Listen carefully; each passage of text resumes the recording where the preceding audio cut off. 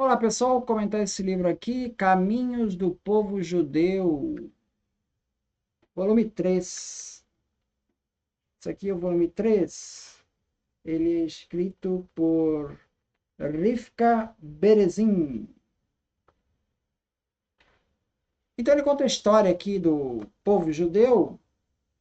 Esse volume, ele está contando aqui mais ou menos aí do século 6, na Alta Idade Média, passa pela Baixa Idade Média, vai falar aí de Portugal, Espanha, depois entra na Idade Moderna, fala da Holanda, os guetos da Europa Central e depois na Europa Oriental, ali na Rússia, na Polônia, até o século XVII.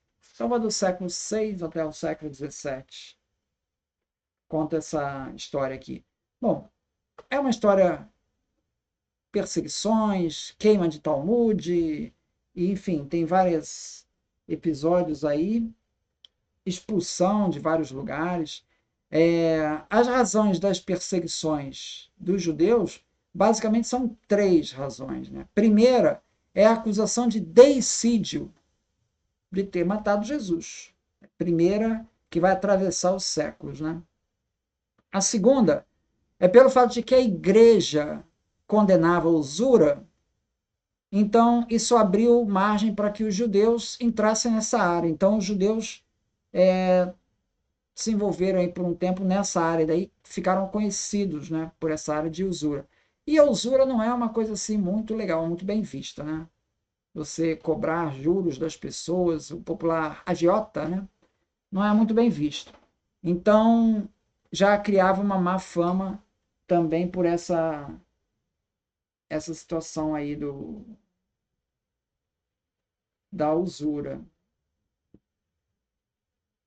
E a terceira razão é o fato de ser estrangeiro. Como eles eram expulsos, foram expulsos da Inglaterra, foram expulsos de Portugal, de Espanha, foram expulsos de Jerusalém. Então, eles eram um povo sempre em país estrangeiro. Então, o estrangeiro ele também é discriminado. Né?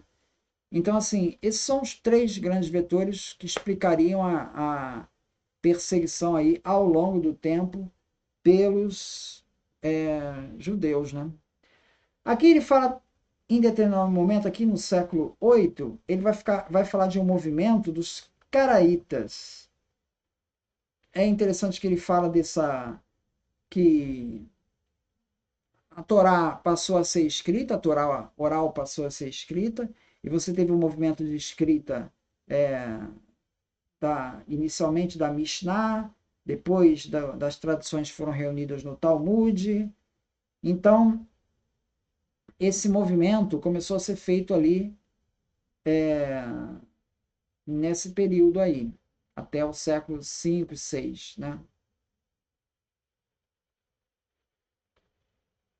Então, entre os judeus, especialmente entre aqueles que viviam em ambiente cosmopolita e sofisticado de Bagdá, suspeitas semelhantes surgiram quanto à veracidade da lei oral judaica.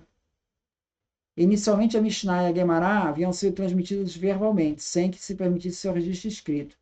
O conjunto de interpretações e traduções reunidas no Talmud, embora pretendesse ser apenas uma ampliação da lei bíblica, na verdade inovava em muitos aspectos. Uma das características da lei judaica era precisamente essa capacidade de se modificar constantemente, ainda que sem rejeitar abertamente nada do que estivesse escrito na Torá.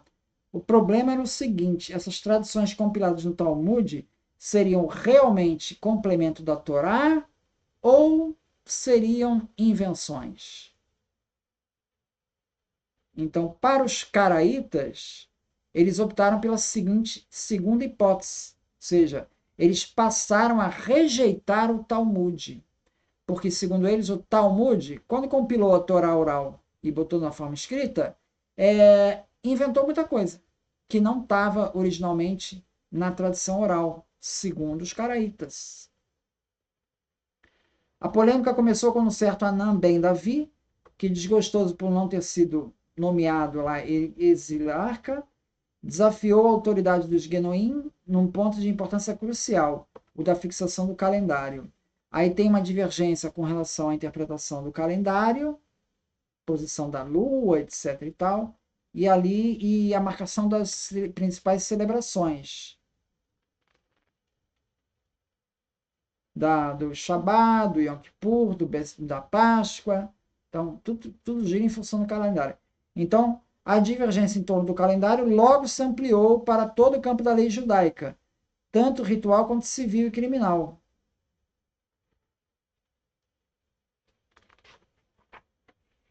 O apogeu do caraísmo foi atingido durante as crises que abalaram a liderança babilônica a partir de meados do século X.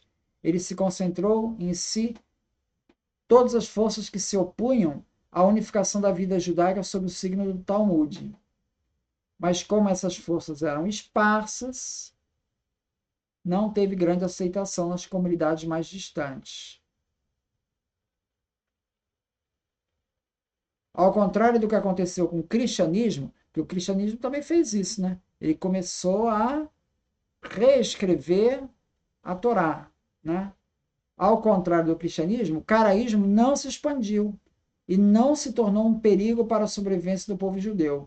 O resultado principal da controvérsia caraíta foi de estimular uma nova reflexão sobre a religião e as práticas judaicas, para justificar a linha talmúdica e combater os argumentos caraítas. Essa reflexão vai ser importante para o desenvolvimento da filosofia judaica nos séculos posteriores. Então, veja, o desenvolvimento da literatura judaica ali, né, séculos depois do século X, em grande parte vai ser por causa dessa controvérsia caraíta, que eles quiseram questionar essa literatura e não conseguiram. E aí acabou reforçando essa literatura, a necessidade de fundamentar melhor essa literatura. De forma geral, o caraísmo não teve êxito porque correspondeu a tendências temporárias dentro do judaísmo. Quando as circunstâncias que lhe deram origem desapareceram, o movimento perdeu força. A longo prazo, os fatores que levavam à difusão do Talmud prevaleceram, porque eram mais profundos que eles. Então, esse foi o movimento caraíta. Muito obrigado, então.